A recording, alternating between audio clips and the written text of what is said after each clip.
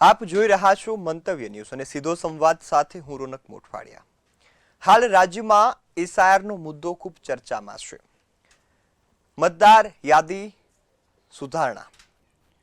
મતદાર યાદીમાં લાંબા સમયથી 2002 બાદ સુધારો થયો ન હતો એટલે ચૂંટણી પંચ દ્વારા નિર્ણય કરવામાં આવ્યો। ગુજરાત સહિત 12 રાજ્યોમાં એસઆઈઆરની કામગીરી હાથ ધરવામાં આવી। આ કામગીરી શરૂ થઈ એટલે બીએલઓ શિક્ષકોએ વિરોધ નોંધાવ્યો કે અમારા પર કામનું દબાણ વધે છે। એ મામલો ચર્ચામાં રહ્યો। થોડા સમય બાદ મતદારોના નામ કમી થઈ રહ્યા છે, આ મામલો પણ ચર્ચામાં રહ્યો ને હવે એક નવો મામલો ચર્ચામાં આવ્યો એસઆઈઆરને લઈ કે ભાજપના નેતાઓ, કોર્પોરેટરો, ભાજપના માણસો એ મતદાર યાદીમાંથી નામ કઢાવવાનો પ્રયાસ કરી રહ્યા છે, આવો કોંગ્રેસનો આક્ષેપ છે। ચૂંટણી પંચે આ વાતને નકારી કાઢી છે, ભાજપે પણ આ વાતને નકારી કાઢી છે, પરંતુ કોંગ્રેસ સતત આ વાતને લઈ અલગ અલગ ગુજરાતના જિલ્લાઓમાં આવેદનપત્ર આપવામાં આવ્યું, અલગ અલગ જગ્યાએ વિરોધ કરવામાં આવ્યો અને હવે એક રાહુલ ગાંધીની પેટર્ન અપનાવવામાં આવી કે પ્રેઝન્ટેશન દ્વારા પણ વિરોધ થયો। એ વડોદરા ખાતેથી દ્રશ્યો સામે આવ્યા। ઓપરેશન સરકાર ચોરી નામ આપી વડોદરામાં કોંગ્રેસે કહ્યું કે 47,000 જેટલા વાંધાઓ રજૂ થયા। હવે એક મુદ્દો છે ફોર્મ નંબર 7। તમને કદાચ થશે કે આ ફોર્મ નંબર 7 શું હોય, તો મતદાર યાદીમાંથી તમારું જો નામ કઢાવી નાખવું હોય તો ફોર્મ નંબર 7 ભરવામાં આવે। એ ફોર્મ નંબર 7 જમા થાય એટલે ચૂંટણી પંચના અધિકારીઓ બીએલઓએ નિરીક્ષણ કરે અને બાદમાં એ નામ કાઢી નાખે। પરંતુ અત્યારે ગુજરાતના અલગ અલગ વિસ્તારોમાંથી લઘુમતી સમાજને ટાર્ગેટ થયાનો આક્ષેપ લાગ્યો છે કે કોંગ્રેસના મતદારો છે ત્યાં ફોર્મ નંબર 7 ભરવામાં આવે છે। ભાજપના અલગ અલગ માણસો પાસે એક કરતા વધુ એપિક આઈડી છે અને જેમના દ્વારા વાંધા રજૂ થાય છે। આ મહત્વનો મુદ્દો છે એટલે કરવો છે આના પર આજે સીધો સંવાદ।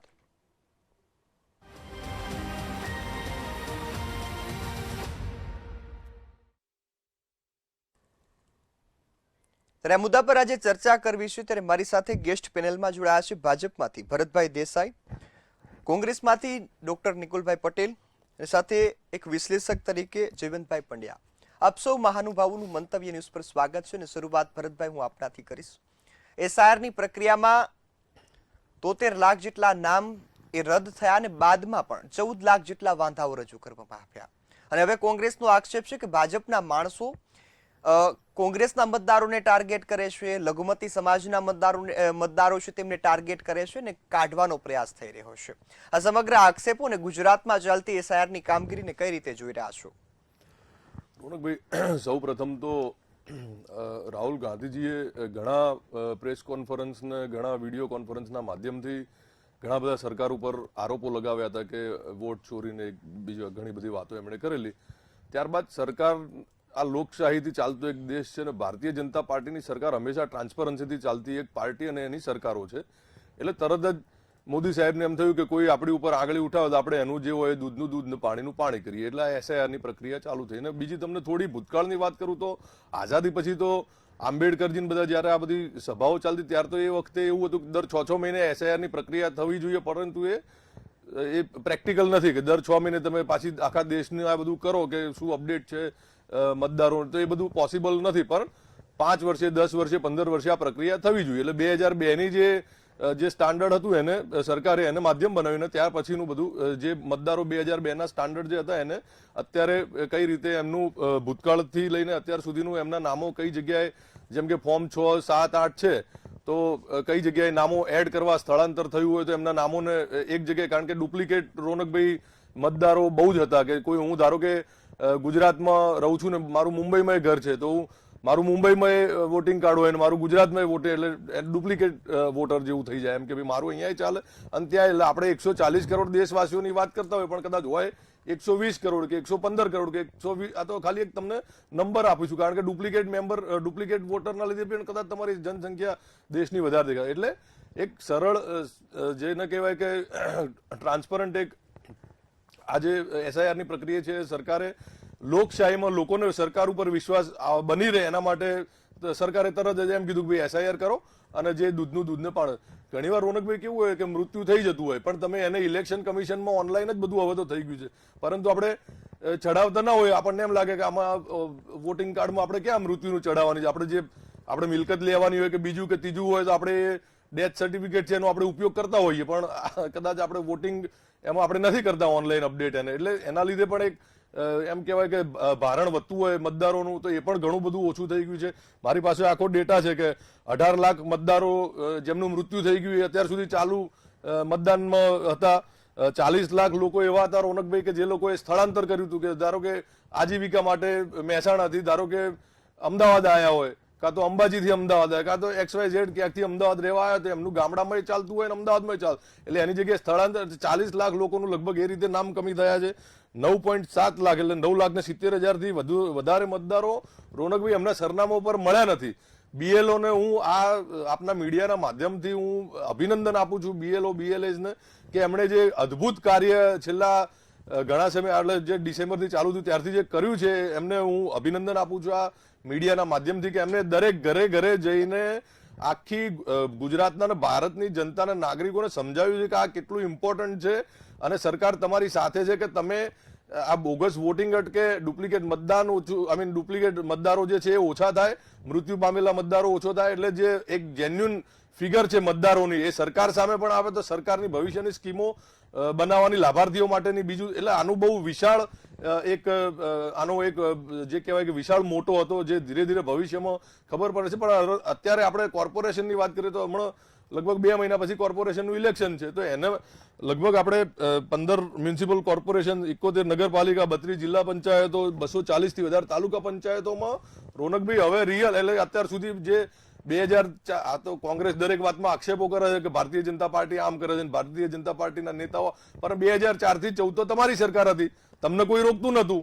SIR ની પ્રક્રિયા એવી છે કે આંબેડકરજીને તો બધા એમ કહેતા દર 6 મહિને પ્રેક્ટિકલ નથી, મેં અગાઉ કહ્યું એમ, એટલે 2002 પછી 23 વર્ષ પછી જો થતી હોય તો એને આવકારવી જોઈએ, આમાં વિરોધ કરવાની મને તો કોઈ. અને બીજું કે આ બધું એક જેને કહેવાય કે એક માણસથી થતી કદાચ ક્યાંક ક્ષતિઓ પણ હોય, તો એના માટે દરેક વસ્તુમાં ફોર્મ રાખેલા જ છે. ફોર્મ 6 છે, તમારું નામ એડ કરાવવા હોય, ફોર્મ 8 છે, NRI માટે ફોર્મ 6A છે, બધું ઓનલાઈન છે, અને ઘણી બધી પ્રક્રિયા તો રોનકભાઈ ઓનલાઈન પણ છે. બિલકુલ. પણ આપણી જનતા કે કોંગ્રેસ, મને લાગે છે જનતા તો બધું સમજે, પણ કોંગ્રેસને સમજવું નથી કે બધું જ ઓનલાઈન થાય છે. તમારે ના જવું હોય તો તમે આ જ બધી પ્રક્રિયા, અને BLO તમારા ઘેર આવીને તમારા ફોર્મ કલેક્ટ કરી ગયા, તમારા ઘેર આવીને વેરિફિકેશન કરી ગયા છે.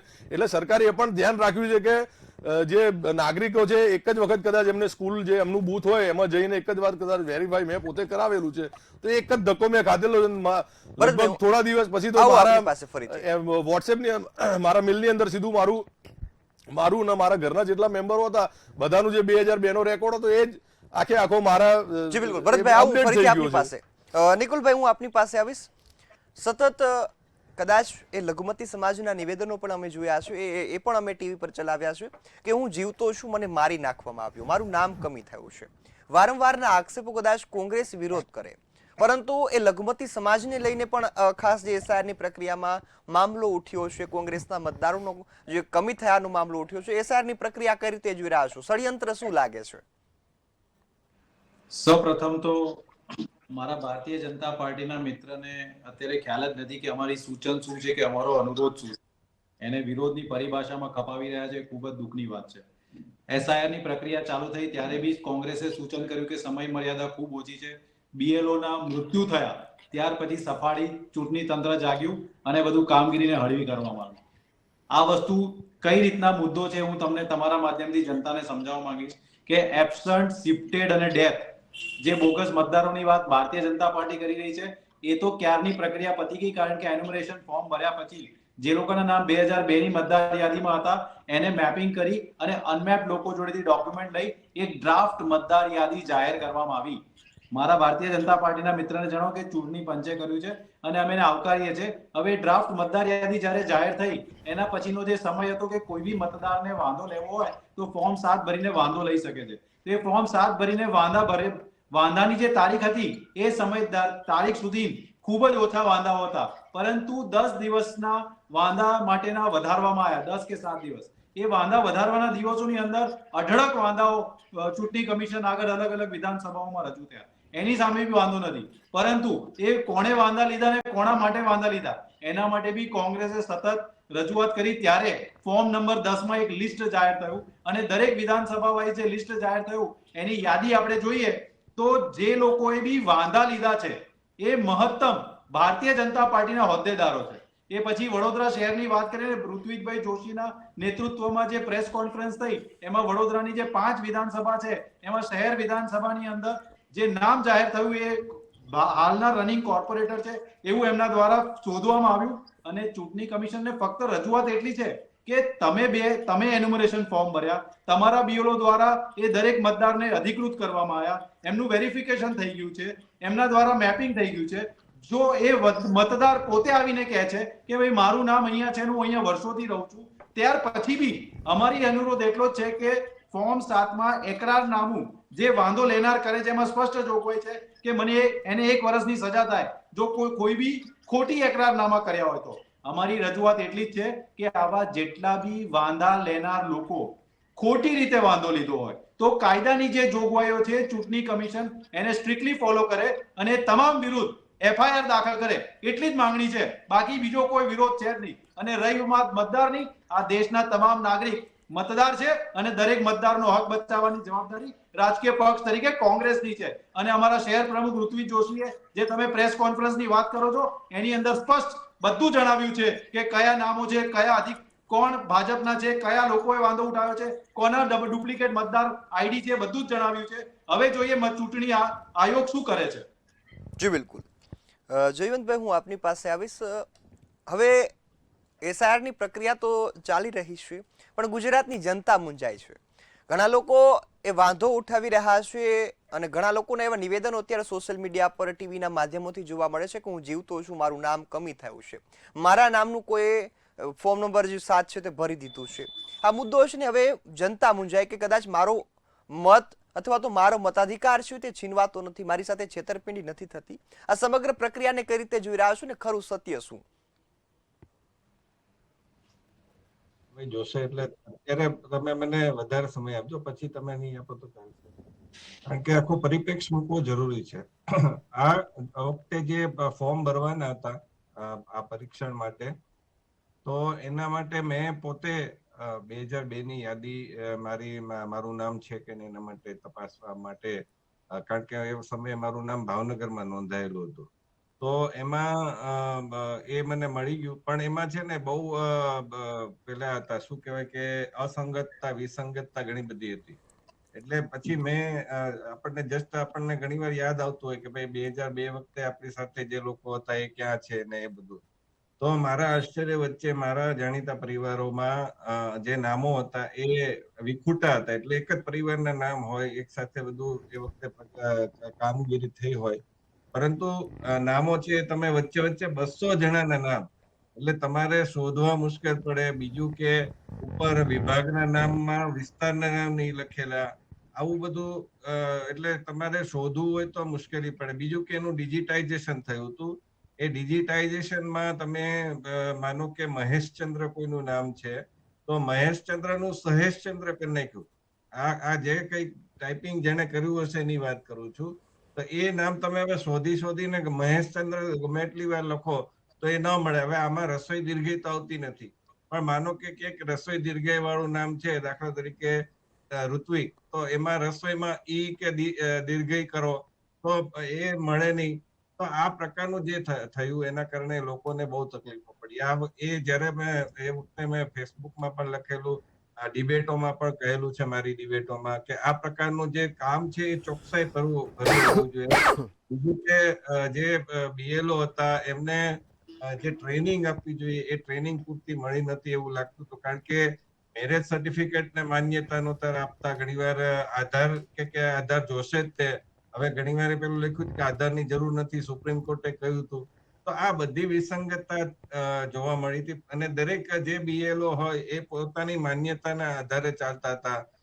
મારા પત્નીનું નામ છે, દાખલા તરીકે એ મારું નામ આવી ગયું પણ મારા પત્નીનું નામ ન આવ્યું, તો એને ફરીથી આધારને બધું માંગ્યું ફોન કરીને. એ વળી એટલું સારું થયું કે દરેક પેલી સ્લીપમાં એ નામ ને બધું આપેલું હતું, નંબર બીએલઓ નો, ને એ પોતે એટલો રસ લઈને ફોન કરતા હતા કે તમે પછી નહીં આપો તો તમારું નામ કમી થઈ જશે. તો આ પ્રકારનું જે થયું એ ચોક્કસપણે આ બધી બાબતો દર્શાવે છે. પરંતુ મારો પ્રશ્ન એ છે કે આ ભૂલ છે એ ક્યાં થાય છે? આપણે ત્યાં ગુજરાત જ નહીં, સમગ્ર ભારતમાં હોતી ચલતી અને કામને આપણે બોજા તરીકે લઈએ છીએ. એટલે હું બધાની વાત નથી કરતો, પણ જનરલ વાત કરું છું. કેટલાક લોકો છે એ બોજા તરીકે લે છે, કામમાં ચોકસાઈ નથી રાખતા, અને એના પરિણામે આ પ્રકારની ભૂલો, ક્ષતિઓ થાય છે. બીજી વાત એ છે કે રાજકીય પક્ષોની, તો એ દર વખતે વિરોધ પક્ષમાં જે હોય, 2002 ની વાત કરું આપને, કે એ વખતે જયારે ચૂંટણી હતી ડિસેમ્બરમાં, એ વખતે સત્તાધારી પક્ષ હોવા છતાં ભાજપ છે જેમ લિંગદો પર આક્ષેપ કરતો હતો, અને મણિનગરમાં ઘણા બધા મતદારોએ પોતાના નામ ન હોવાનું કહ્યું હતું. ને આપણને યાદ હશે કે 2002 મણિનગરમાંથી કોણ ઉભું હતું? તો નરેન્દ્ર મોદી ઉભા હતા. ઇવન પ્રવીણ તોગડિયા જેવા દિગ્ગજ વ્યક્તિ કહી શકાય, વિશ્વ હિન્દુ પરિષદના એ વખતે એ અધ્યક્ષ હતા, એમણે ફરિયાદ કરી હતી કે મારું નામ છે એ સરખેજમાં નથી. એ વખતે સરખેજ એમાં મેમનગર છે, સરખેજમાં આવતું હતું, અને એમનું નામ પછી ચૂંટણી પંચે કીધું કે બાપુનગર એટલે કે રખિયાલ, એ વખતે રખિયાલ હતી તો રખિયાલમાં હતું. તો આ બધી જે ભૂલો થાય છે, જાણી જોઈને કરવામાં આવે છે કે પછી હ્યુમન એરર છે કે પછી અચોકસાઈ જે રાખવામાં આવે છે એનું કારણ છે. પરંતુ આમાં જે 2-3 કિસ્સા જે આવ્યા, દાખલ કે શાહબુદ્દીન રાઠોડનો કિસ્સો આવ્યો, કે હાજી પેલા કાસમ છે રમકડું જેને પદ્મશ્રી મળ્યો, એવા કિસ્સા છે એ ખોટા કહેવાય, કારણ કે આ પ્રકારનું થવું ન જોઈએ. જી બિલકુલ. ભરતભાઈ, હું આપની પાસે આવીશ. જે રીતે જયવંતભાઈ પણ વાત કરી કે 2002માં ભાજપે પણ વિરોધ કરેલો, અત્યારે કોંગ્રેસ કરે છે. વિરોધ પક્ષની એ ભૂમિકા હોય છે, એમનું કર્તવ્ય હોય છે કે કરવું પડે. વિરોધ પક્ષ એટલે જ કહેવાય છે કે વિરોધ કરે. આપણે માની લઈએ કે કોંગ્રેસ વિરોધ કરે છે, પરંતુ હાલ અનેક જગ્યાએથી આજે ગીર સોમનાથનો કિસ્સો છે કે જ્યાં 500 થી 600 લોકો પોલીસ સ્ટેશન ખાતે પહોંચ્યા. કલેક્ટરને પણ આવેદનપત્ર આપ્યું, પોલીસ સ્ટેશનમાં પણ, કે અમારા નામની જે અરજી થઈ છે તેમની સામે કડકમાં કડક કાર્યવાહી કરો, નહીં તો અમે પગલાં લેવાના છીએ, આંદોલન કરવાના છીએ. કોંગ્રેસ વિરોધ કરે, પણ એ લોકો કઈ રીતે અત્યારે રસ્તા પર આવવું પડે છે, એનું કારણ શું માનો છો? અને એસઆઈઆરની પ્રક્રિયામાં અત્યારે વાત થઈ રહી છે કે વાંધા અરજીઓ, છેલ્લા ટૂંક સમયમાં એટલી વાંધા અરજીઓ વધુ કેમ પડી? રોનકભાઈ, સૌ પ્રથમ તો હું આપના દર્શકોને એક વાત ક્લિયર કરી દઉં કે આ કોઈ ભારતીય જનતા પાર્ટીએ કરેલી સ્કીમ નથી, આ ચૂંટણી પંચે કરેલી સ્કીમ છે. આ સરકારે એમાં હા પાડી હોય કે હા તમે આ કરીને ટ્રાન્સપરન્સી જે પણ જનતાને જોઈએ છે, વિરોધ પક્ષોને જોઈએ છે, તમે આપી દો. એટલે ક્યાંક ને ક્યાંક આ ચૂંટણી પંચ નું આખું જે આયોજન છે બધું ચૂંટણી પંચનું છે, કોઈ ભારતીય જનતા. એટલે એમાં જે ભૂલો પણ, જેમ જયવંતભાઈએ કહ્યું માનનીય, કે હ્યુમન એરર્સ, ક્યાંક ને ક્યાંક ટાઈપો મિસ્ટેક્સ જેને કહેવાય, એ પણ થતી હોય છે.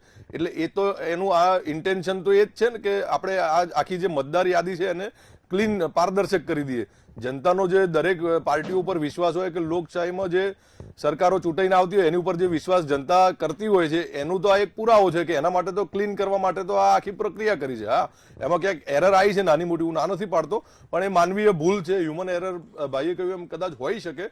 અને હજી 18 આઈ થિંક 17 ફેબ્રુઆરી સુધીનું, હવે 17 ફેબ્રુઆરી ફાઇનલ બધું પહેલો ડ્રાફ્ટ, રોનકભાઈ, એક્સટેન્શન આપ્યા છે. એવું નથી કે તમને કહી દીધું કે આ ડેડલાઈન આપી હતી તમને ચૂંટણી પંચે, પણ ચૂંટણી પંચને ખબર પડી કે હજુ જેટલું જોઈએ એટલી જાગૃતતા હજી કદાચ નાગરિકોમાં નથી. ક્યાંક ક્યાંક બીએલઓ સોસાયટીઝમાં જતા હતા તો લોકો દરવાજો ખોલતા પણ ઇતરાતા હતા, કે કારણ કે બનાવો એવી ક્યાંક એવા બન્યા હશે. એટલે પરંતુ બીએલઓ જ્યારથી સરકારે અને બધાને જાગૃતતા જે રીતે ફેલાઈ, ત્યાર પછી નાગરિકોએ પણ સપોર્ટ કર્યો છે. નાગરિકો પણ પહેલા ડ્રાફ્ટની યાદીની પછી બળી ચડીને આવ્યા છે કે ભાઈ અમારું નામ ક્યાંક રહી ગયું છે, અમે અહીંયાથી અહીંયા સ્થળાંતર, કારણ કે મેં અહીંયાથી ધારો કે કોઈ પણ જગ્યાએ સ્થળાંતર કર્યું હોય, હવે મારું બીએલઓ નું જે ગયું હોય, મારું ફોર્મ એ મારા જૂના સરનામે ગયું હોય, હું નવા સરનામે રહેતો, કાં તો હું અમેરિકા રહેતો, તો મને ખબર જ ના હોય કે મારા ઘરે જૂના સરનામે મારું નામ ગયું છે એમ. પણ મને કોઈક સોસાયટીના ચેરમેનનો ફોન આવે કે બીજું ફોન આવે ત્યારે મને ખબર પડે કે આવી કોઈ પ્રક્રિયા ભારત દેશમાં ચાલી રહી છે, કે હું મહારાષ્ટ્રમાં રહેતો મને એવું લાગે ગુજરાતમાં ચાલી રહી છે એમ. એટલે ક્યાંકનું ક્યાંક એ થોડું જેને કહેવાય કે એક જે આનું એડ્યુકેશન, જયવંતભાઈએ સરસ કહ્યું કે થોડું ટ્રેનિંગ કદાચ આપી જશે, પરંતુ ક્યાંક ને ક્યાંક બીએલઓના બીજા પણ કામના ભારણોના લીધે કદાચ એ ક્યાંકનું ક્યાંક એ નથી કદાચ શક્ય બન્યું. પરંતુ ફર્સ્ટ ડ્રાફ્ટ પછી તો મને લાગે છે કે બધા બીએલઓથી માંડીને ભારતીય જનતા પાર્ટીના, હું કોંગ્રેસ પાર્ટીના કાર્યકરોને આવકારું છું કે એ પણ ઘરે ઘરે જઈને વોર્ડ વાઇઝ દરેક વોટર્સના ત્યાં જઈને એમના ફોર્મ ના ભરાયા હોય તો એમાં પણ કોંગ્રેસ પાર્ટીએ પણ મદદ કરી છે. એટલે હું તો આવકારું છું કે આ ભારત દેશ માટેનું આ કામ હતું કે મતદાર યાદી આખી આપણી 2002 થી અત્યાર સુધીની ચોખ્ખી થાય. ઘૂસણખોરો બાંગ્લાદેશમાં હોય કે કોઈ પણ સ્ટેટની અંદર હોય, આઈ મીન પશ્ચિમ બંગાળ, બાંગ્લાદેશી પશ્ચિમ બંગાળમાં હોય કે આપણે અહીંયા અમદાવાદમાં ઘણા વિસ્તારો છે જ્યાં બાંગ્લાદેશીઓ આવીને રહેતા હતા, આપણે બધાએ જોયેલું જ છે ભૂતકાળમાં. એટલે એ જે બધા જે બોગસ વોટર્સ હતા એમનું એલિમિનેશન થાય અને સારી રીતે આપણી ભારતીયોની જે સૂચિ છે ફરી પાછી એકવાર ક્લીન થઈને પારદર્શી થાય, એ આખી ચૂંટણી પંચની મને લાગે છે પ્રોસેસ હતી. અને આમાં હું અગેન એકવાર કહી દઉં કે આમાં કોઈ ભારતીય જનતા પાર્ટી કે કોંગ્રેસની આ કોઈ પ્રોસેસ હતી ને આ ચૂંટણી પંચની કે જે એક આયોગ છે અને એની આ પ્રોસેસ હતી. એટલે એમાં ના ભારતીય જનતા પાર્ટી દખલ દઈ શકે ના કોંગ્રેસ દખલ દઈ શકે. હા, ક્યાંક હ્યુમન એરર્સ હતી, એને સાચી કરવા માટે જે કઈ જે પ્રક્રિયાઓ જરૂર પડી છે ઇલેક્શન કમિશને બખૂબી નિભાવી છે. હું ઇલેક્શન કમિશન અને ભારતીય જનતા પાર્ટી તેમજ કોંગ્રેસના પણ કાર્યકર્તાઓને અભિનંદન આપું છું કે જોડે રહીને તમે જે પણ નાગરિકો આમાં લેફ્ટ આઉટ હતા, કે જેમને કદાચ નાગરિકો કોઈ ઉંમર લાયક હોય, રોનકભાઈ, કે જે ના એક જગ્યાએથી બીજી જગ્યાએ કદાચ મૂવ કરી શકતા હોય, તો અમુક પાર્ટીઓના કાર્યકર્તાઓએ સાથે મળીને રંગે ચંગે આ આખી વિધિ જે છે એને પૂરી કરી છે ને એ બદલ હું બધાનો આભાર માનું. જી બિલકુલ. નિકુલભાઈ, હું આપની પાસે આવીશ. ખાસ વાત છે કે ન તો ભાજપે દખલ અંદાજી કરી છે ના તો કોંગ્રેસે. આ મુદ્દાને કઈ રીતે જોઈ રહ્યા છો? ચૂંટણી પંચ એક નિષ્પક્ષ અને ઇન્ડિપેન્ડન્ટ બોડી છે, પરંતુ અહીંયા જે પ્રશ્ન છે, જેવી રીતના મારા મિત્ર હમણાં અમેરિકા અને ફલાણો વાતો કરતા હતા, તો એમને હજી સમજાવું છું કે એબસન્ટ, શિફ્ટેડ અને ડેથ એવા બધા કેસીસને મોડિફાય અને ફિલ્ટર કરી અને ડ્રાફ્ટ મતદાર યાદી જાહેર થઈ ગઈ. સમજી લો, એ પ્રક્રિયા સમજી લો, ડ્રાફ્ટ મતદાર યાદી જાહેર થઈ ગઈ. એ ડ્રાફ્ટ મતદાર યાદી કોણે જાહેર કરી? ચૂંટણી પંચે જાહેર કરી. શેના આધારે જાહેર કરી? તો કે category A, B, C, D, E, F. A category એટલે 2002 માં નામ હોય એને કોઈ પુરાવા આપવાના નથી. એના પછીના પુરાવા સાથે ડ્રાફ્ટ મતદાર યાદી જાહેર. એમાં જે વિરોધ નોંધાવ્યા છે અને એમાં જેના નામ 2002 ની બી મતદાર યાદીમાં હતા, ડ્રાફ્ટ મતદાર યાદીમાં હતા, એનો વિરોધ નોંધાવે છે અને ફોર્મ 7 ની અંદર એકરારનામું કરે છે કે ખોટું એકરારનામું. હવે મને મારા ભારતીય જનતા પાર્ટીના મિત્ર જોડે એક જ જવાબ જોઈએ છે. જો એકરારનામામાં કાયદાની જોગવાઈમાં લખ્યું હોય કે ખોટું મારું એકરારનામું હોય તો મને 1 વર્ષની સજા થાય, અને જે મતદાર વિરુદ્ધ ખોટું એકરારનામું કર્યું એ મતદાર પોતે ચૂંટણી પંચ આગળ જઈને એમ કહેતો હોય કે આ ખોટું એકરારનામું છે, આના વિરુદ્ધ ફરિયાદ કરો, તો ફરિયાદ થવી જોઈએ કે ના થવી જોઈએ? જી ભરતભાઈ, જવાબ દેવો હોય આપને. મારા મિત્રનો જવાબ આપું, જે એક્સટેન્શન આપ્યું ને પછી 14.7 લાખ, પણ ભરતભાઈ ફરિયાદ થવી જોઈએ કે ના થવી જોઈએ? ફરિયાદ વાળો જવાબ આપી દો તો ખાસ હું મારી વાત જે છે એ પછી હું આપને મોકો આપીશ. ઇન્ક્લુઝન, ઓબ્જેક્શન અને કરેક્શન એના 14.7 લાખ કેસો નવા, એટલે એક્સટેન્શન જે જાહેર ભરતભાઈ જી ફરિયાદની એક ખાસ આપ ચોખવટ કરી દો, દર્શક મિત્રોને પણ ખબર પડી જાય કે કોંગ્રેસના વારંવાર આક્ષેપ. મેં કહ્યું આ બધો મામલો ચૂંટણી પંચમાં જાય ને હું અહીંયા બેસીને કે ભાઈ નકુલભાઈ અહીંયા બેસીને આ બધા ડિસિઝનો ના લઈ શકે. આ બધા ડિસિઝનો ચૂંટણી પંચના હોય અને ચૂંટણી પંચ એનું કામ બખૂબી કરશે. તમારે એટલો તો વિશ્વાસ રાખવો પડે. પછી અહીંયા ટીવીમાં તમે 8 થી 8:30 માં આવીને તમારું રાજકારણ ચમકાવો, એ રીતે રાજકારણ ન થાય. ચૂંટણી પંચ ઉપર વિશ્વાસ રાખો. ચૂંટણી પંચ એનું જે પણ કરવાનું થશે કરશે. જી બિલકુલ. હા નિકુલભાઈ, આપને જવાબ એક્સટેન્શન તમને આપ્યા છે, તમે માંગ્યા ત્યારે તમે ભરતભાઈ અમને વાત પૂરી કરવા દો, સમયની મર્યાદા આપ્યા છે ચૂંટણી પંચે તમને. જી ભરતભાઈ, એક્સટેન્શન પછી બી તમને અસંતોષ હોય તો પછી એમાં તો હવે કોઈ શું કરી શકે? જી બિલકુલ. ભરતભાઈ અમને વાત પૂરી કરવા દો. જી નિકુલભાઈ, કેટલો જવાબ યોગ્ય લાગ્યો?